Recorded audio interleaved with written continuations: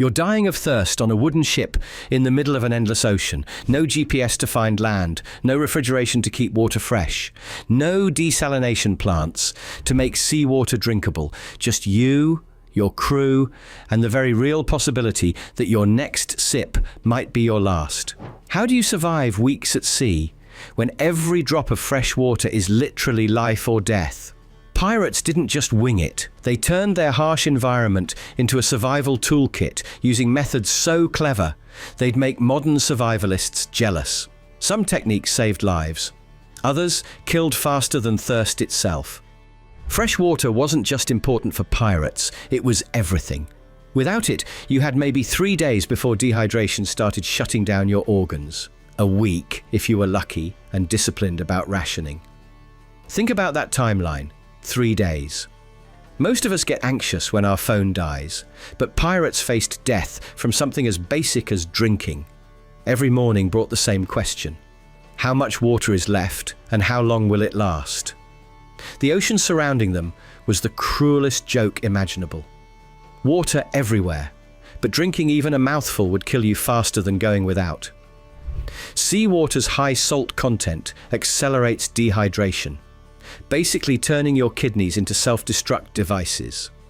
Pirates learned this lesson the hard way, usually by watching crewmates die after giving in to desperation. But here's what's fascinating. Pirates didn't just accept this death sentence. They developed a whole arsenal of water-gathering tricks that turned their ships into floating survival laboratories. These weren't desperate last-minute ideas, they were carefully planned systems that kept crews alive for months at a time. The stakes made every decision critical. Sound a water cask wrong and you might miss signs of spoilage until it's too late. Miss a rainstorm and you've wasted precious drinking water. Choose the wrong watering spot on land and you might pick up diseases worse than thirst.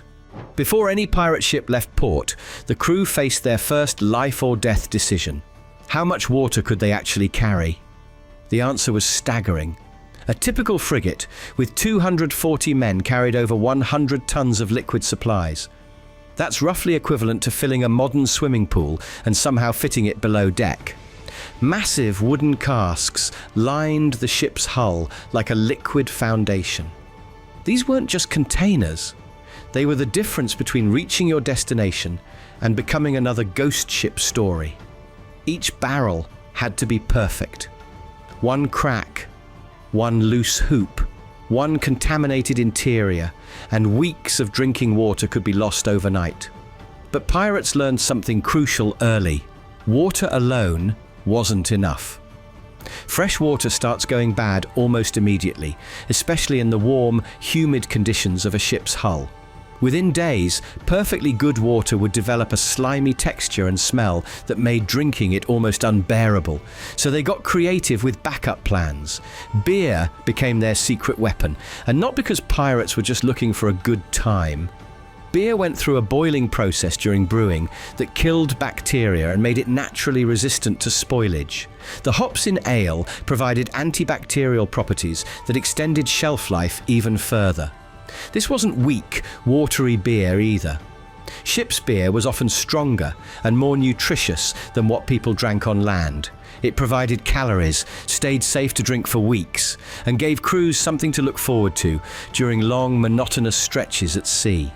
Wine and rum served similar preservation purposes, though with different advantages. Rum could be mixed with questionable water to make it safer, while wine provided some vitamin C to prevent scurvy. Every bottle was essentially medical supplies disguised as refreshment. The logistics were mind-bending. Coopers, barrel-making specialists, were among the most valuable crew members because they maintained the ship's entire water supply. A good cooper could repair leaks, assess spoilage, and maximize storage space. A bad one could doom the entire crew. When supply barrels ran low, pirates looked up and saw salvation: rain clouds. But catching rainwater on a moving ship required turning the entire vessel into a collection system. The technique was brilliantly simple. During storms, crews would spread every available piece of canvas, sails, tarps, spare cloth, and arrange them to funnel water into barrels and buckets. The ship's natural angles and rigging created perfect water highways when positioned correctly. Picture the coordination this required. In the middle of a storm, with waves crashing over the deck and wind trying to rip everything away, pirates had to deploy their rain-catching system while keeping the ship sailing safely. One mistake meant losing precious canvas to the ocean, or worse, losing crew members overboard.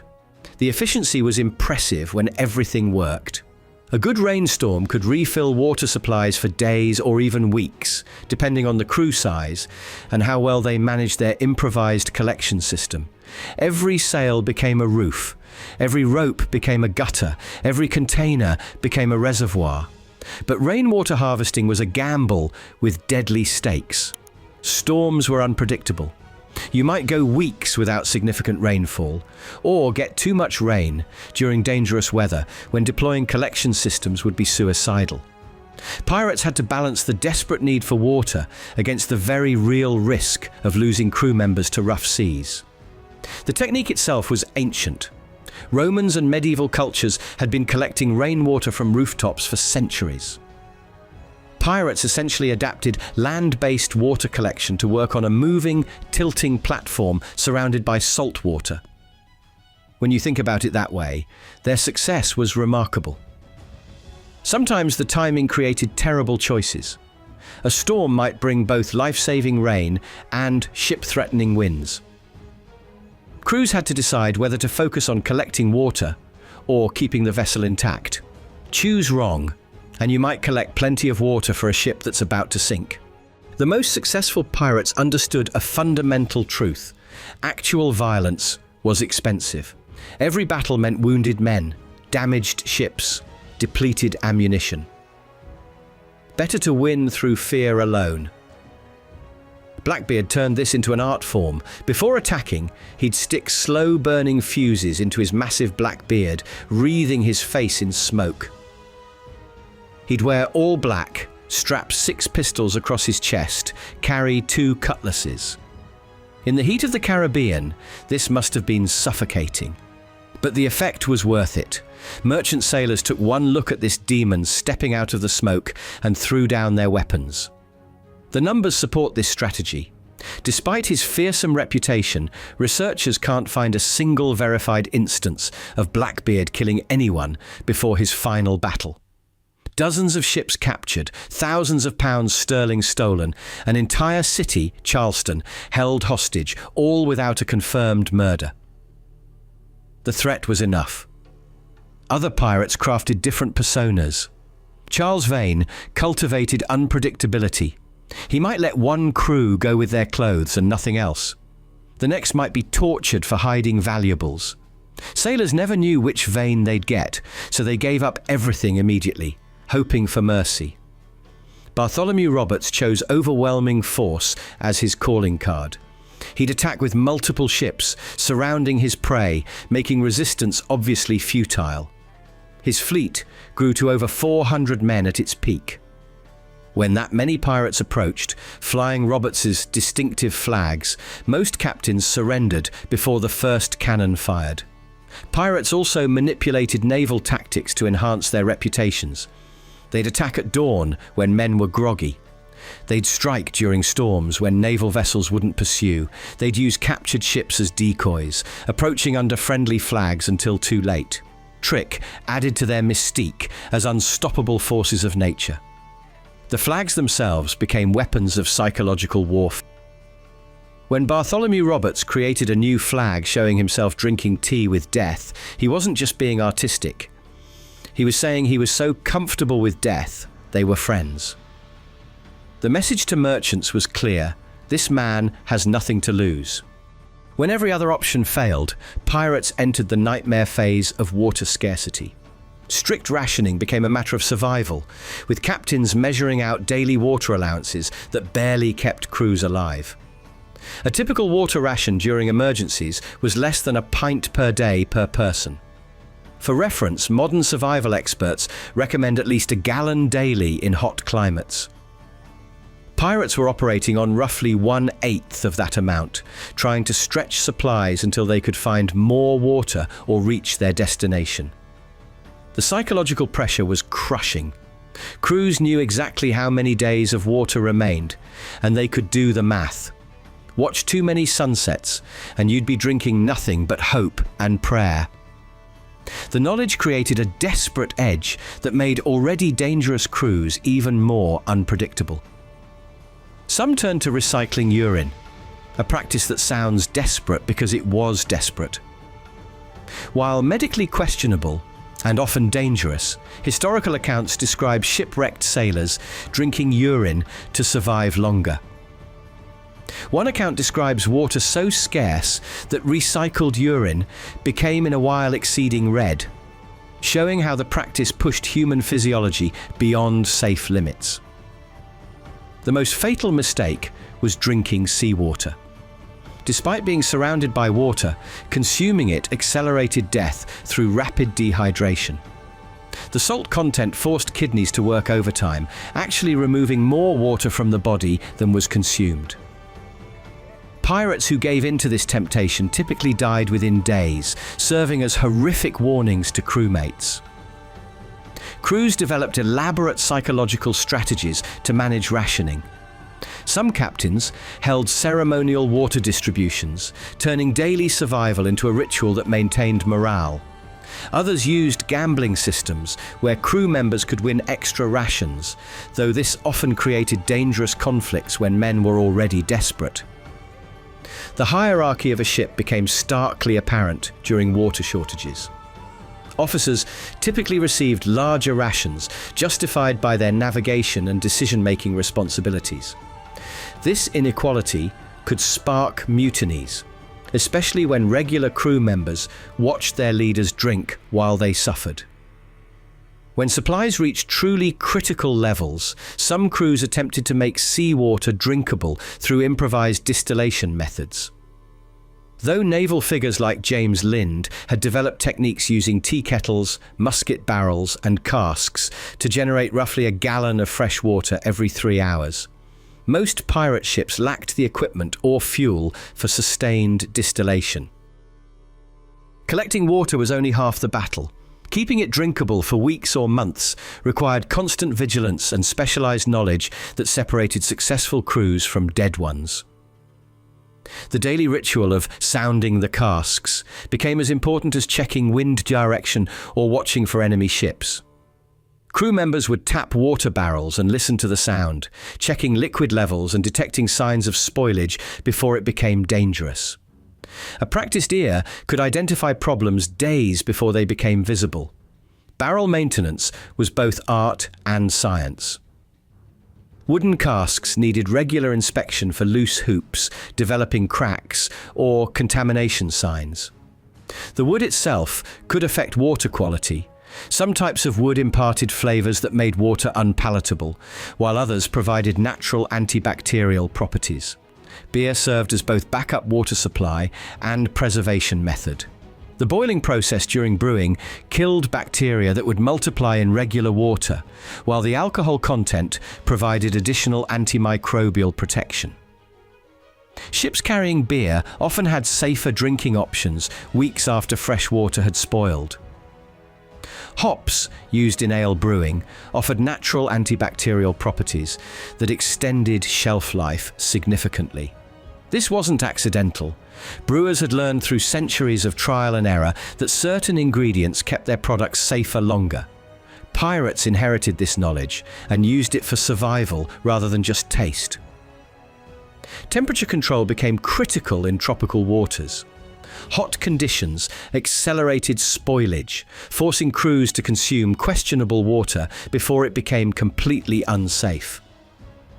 Cold weather slowed bacterial growth but created different problems when water froze and expanded, potentially cracking barrels. Some crews experimented with additives that might preserve water quality. Small amounts of rum or wine could extend drinkability, though this reduced the supply of these valuable commodities. Vinegar was sometimes added, both for preservation and to mask the taste of water that was beginning to spoil. The hierarchy of water quality created a complex system aboard ships. The freshest, cleanest water was reserved for the captain and officers, while regular crew members received older or less appetizing supplies. This system maintained command structure, but could create dangerous resentment during water shortages. Cleaning and maintaining barrels required specialized tools and knowledge. Empty casks needed thorough cleaning between uses, often with sand, salt water, and scrubbing to remove bacterial buildup. The process consumed time and labor that crews could barely spare, but skipping it meant contaminating the next water supply. The genius of pirate water management wasn't in any single technique. It was in how these desperate men created integrated survival systems from nothing but wood, canvas, and determination. They turned their ships into floating laboratories where every surface, every container, and every weather pattern became part of staying alive. Consider the adaptability this required. Pirates couldn't rely on consistent supply lines, predictable weather, or safe harbors. They had to build redundant systems where rainwater collection backed up stored supplies, where beer provided insurance against spoiled water, and where every crew member understood both the techniques and the stakes. The improvisation was remarkable. Using sails as rain collectors required understanding weather patterns, ship dynamics, and fluid mechanics, all without formal education or modern instruments. These men essentially became engineers of survival, creating solutions that kept them alive in conditions that would challenge modern adventurers with advanced equipment. But the real lesson is about the stakes of scarcity. When something as basic as drinking water becomes uncertain, it changes everything about how you think, plan, and survive. Pirates couldn't afford to waste anything, couldn't assume tomorrow would be easier, and couldn't rely on rescue if their systems failed. Their water management techniques reveal a different kind of intelligence, not academic or theoretical, but practical and immediate. Every method they developed came from watching other crews succeed or fail, from making mistakes that killed friends, from learning that preparation and adaptability were the only reliable weapons against an environment that wanted them dead. The ocean didn't care about their plans, their courage, or their reputation. It provided endless salt water they couldn't drink, unpredictable weather they had to exploit, and isolation that made every decision potentially fatal. In response, pirates created water management systems that kept crews alive for months at sea, using nothing but medieval technology and hard-won knowledge. These weren't just survival tricks, they were the foundation of everything pirates accomplished. Without reliable water, there would be no legendary voyages, no successful raids, no stories of adventure that capture our imagination centuries later. Every famous pirate captain owed their reputation to the unglamorous but vital work of turning rain, barrels, and desperation into another day of life. The techniques they developed under pressure became the backbone of ocean exploration, merchant sailing, and naval warfare for generations. When modern survival experts study historical techniques, they're still learning from innovations created by men who faced the choice between creativity and death, and chose to survive. Their legacy reminds us that necessity breeds ingenuity in ways that comfort never could. These pirates, facing impossible odds with primitive tools, managed to master one of humanity's most basic challenges. They proved that when your back is against the wall and death is breathing down your neck, human creativity knows no bounds. Sometimes the best solutions come not from laboratories or textbooks, but from people who simply refuse to give up when everything seems hopeless and doomed. That stubborn determination to survive, no matter the odds, transformed ordinary sailors into legends whose ingenuity still amazes us today.